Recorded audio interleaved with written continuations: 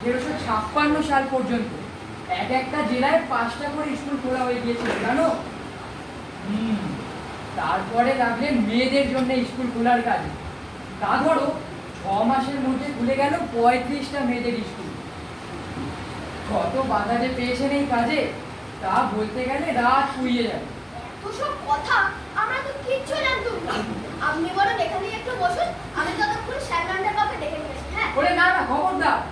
কেন রে বাবু, একটু আয়েস করে তোমাদের সঙ্গে গপ্প গাছা করছি, এতে স্যারেদের ডেকে আনার দরকারটা কি হলো? না মানে আপনি কে? মানে আজকে তো আমাদের স্কুলে ঈশ্বরচন্দ্র বিদ্যাসাগর মশাই প্রধান দিবস পালিত হবে, তো তাই বাইরে থেকে অনেক লোকজন আসবে। তা অবশ্য শুরু হতে এখন আসলে হেড ম্যাম বলে দিয়েছে যদি কেউ তাড়াতাড়ি চলে আসে তাকে যেন সোজা তার ঘরে নিয়ে যায়। তাই ভাবছিলাম আপনি যদি তার ঘরে গিয়ে বলেন।